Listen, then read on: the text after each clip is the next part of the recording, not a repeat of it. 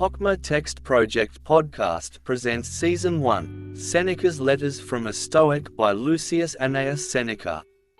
Translated by Richard Montgomery. Letter 65 on the first cause.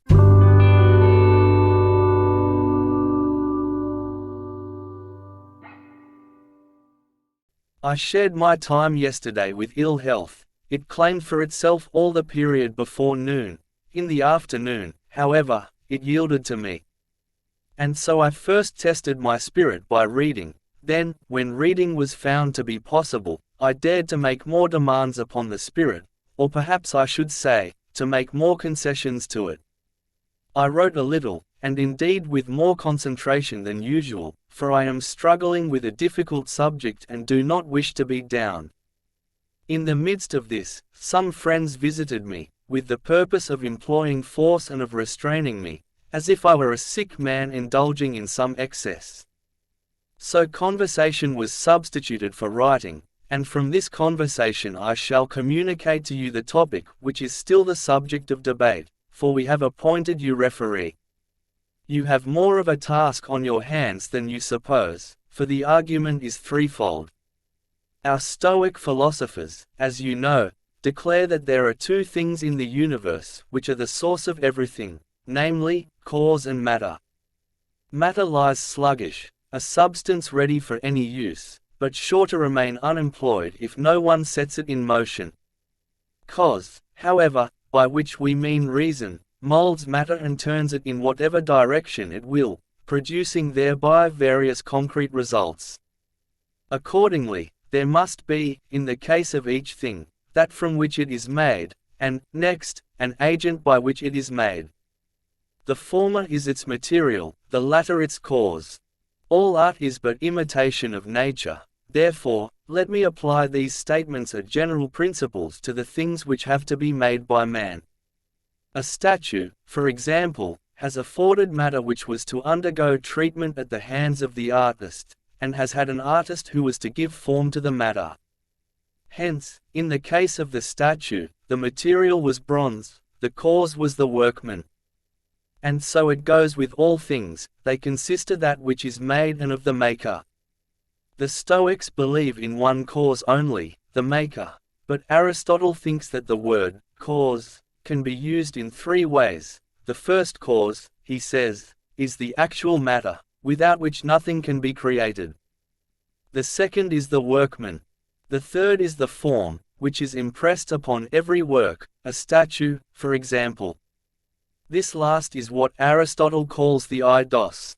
There is, too, says he, a fourth, the purpose of the work as a whole. Now I shall show you what this last means. Bronze is the first cause of the statue, for it could never have been made unless there had been something from which it could be cast and molded. The second cause is the artist, for without the skilled hands of a workman that bronze could not have been shaped to the outlines of the statue. The third cause is the form, inasmuch as our statue could never be called the lance-bearer or the boy binding his hair had not this special shape been stamped upon it. The fourth cause is the purpose of the work. For if this purpose had not existed, the statue would not have been made. Now what is this purpose? It is that which attracted the artist which he followed when he made the statue. It may have been money, if he has made it for sale, or renown, if he has worked for reputation, or religion, if he has wrought it as a gift for a temple. Therefore this also is a cause contributing towards the making of the statue. Or do you think that we should avoid including, among the causes of a thing which has been made, that element without which the thing in question would not have been made? To these four Plato adds a fifth cause, the pattern which he himself calls the idea, for it is this that the artist gazed upon when he created the work which he had decided to carry out. Now it makes no difference whether he has this pattern outside himself, that he may direct his glance to it, or within himself, conceived and placed there by himself. God has within himself these patterns of all things, and his mind comprehends the harmonies and the measures of the whole totality of things which are to be carried out. he is filled with these shapes which Plato calls the ideas, imperishable, unchangeable, not subject to decay. And therefore, though men die, humanity itself, or the idea of man, according to which man is moulded, lasts on, and though men toil and perish, it suffers no change. Accordingly, there are 5 causes, as Plato says: the material, the agent, the makeup, the model, and the end in view. Last comes the result of all these. Just as in the case of the statue, to go back to the figure with which we began, the material is the bronze, the agent is the artist, the makeup is the form which is adapted to the material, the model is the pattern imitated by the agent, the end in view is the purpose in the maker's mind, and, finally, the result of all these is the statue itself. The universe also, in Plato's opinion, possesses all these elements. The agent is God, the source, matter, the form, the shape and the arrangement of the visible world. The pattern is doubtless the model according to which God has made this great and most beautiful creation. The purpose is his object in so doing. Do you ask what God's purpose is? It is goodness. Plato, at any rate, says, what was God's reason for creating the world? God is good, and no good person is grudging of anything that is good. Therefore, God made it the best world possible. Hand down your opinion, then, O judge. State who seems to you to say what is truest, and not who says what is absolutely true. For to do that is as far beyond our ken as truth itself. This throng of causes, defined by Aristotle and by Plato, embraces either too much or too little. For if they regard as causes of an object that is to be made everything without which the object cannot be made, they have named too few. Time must be included among the causes, for nothing can be made without time.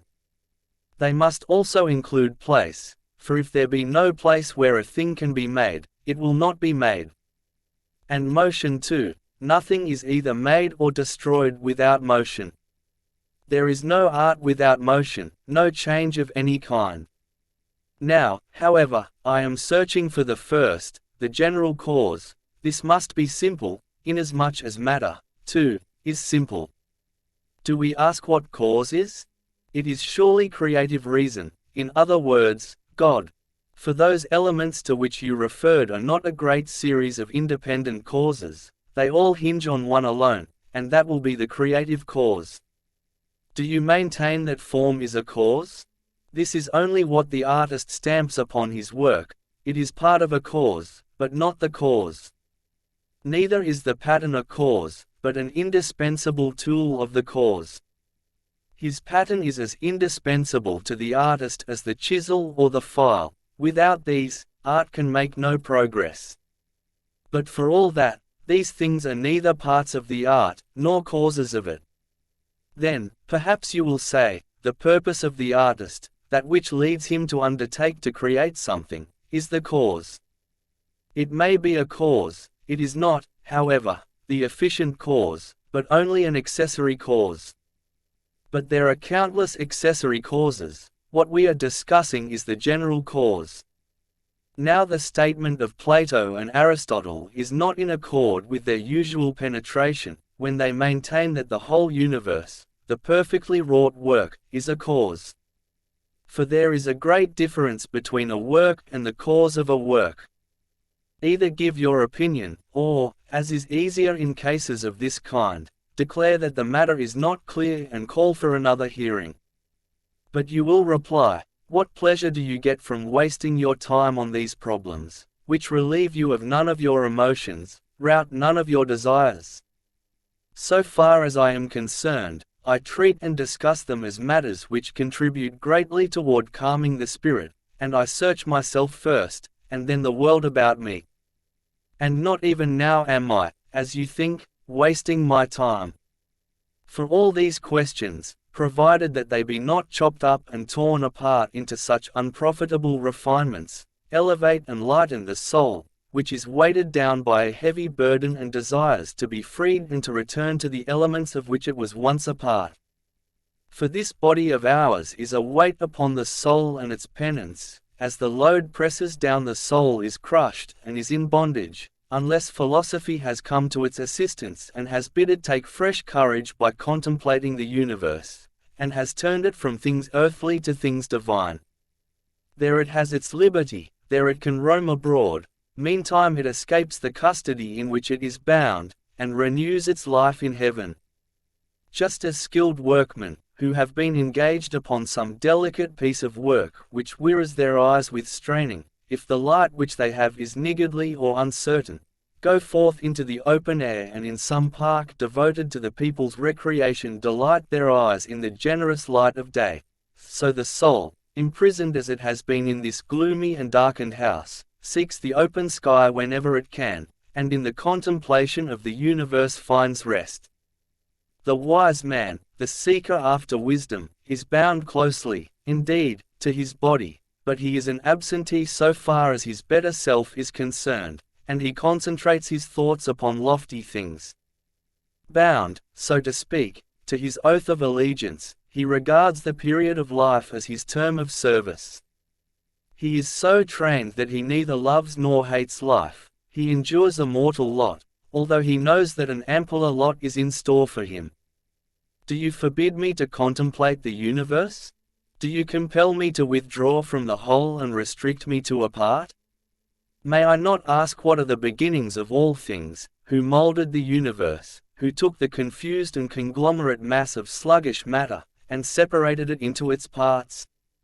May I not inquire who is the master builder of this universe, how the mighty bulk was brought under the control of law and order, who gathered together the scattered atoms, who separated the disordered elements and assigned an outward form to elements that lay in one vast shapelessness? Or whence came all the expanse of light? And whether is it fire, or even brighter than fire? Am I not to ask these questions? Must I be ignorant of the heights whence I have descended? Whether I am to see this world but once, or to be born many times? What is my destination afterwards? What abode awaits my soul on its release from the laws of slavery among men? Do you forbid me to have a share in heaven? In other words, do you bid me live with my head bowed down? No, I am above such an existence. I was born to a greater destiny than to be a mere chattel of my body, and I regard this body as nothing but a chain which manacles my freedom. Therefore, I offer it as a sort of buffer to fortune, and shall allow no wound to penetrate through to my soul. For my body is the only part of me which can suffer injury. In this dwelling, which is exposed to peril, my soul lives free. Never shall this flesh drive me to feel fear or to assume any pretense that is unworthy of a good man. Never shall I lie in order to honor this petty body. When it seems proper, I shall sever my connection with it. And at present, while we are bound together, our alliance shall nevertheless not be one of equality. The soul shall bring all quarrels before its own tribunal. To despise our bodies is sure freedom. To return to our subject, this freedom will be greatly helped by the contemplation of which we were just speaking. All things are made up of matter and of God. God controls matter, which encompasses him and follows him as its guide and leader. And that which creates, in other words, God, is more powerful and precious than matter, which is acted upon by God. God's place in the universe corresponds to the soul's relation to man. World matter corresponds to our mortal body, therefore let the lower serve the higher. Let us be brave in the face of hazards.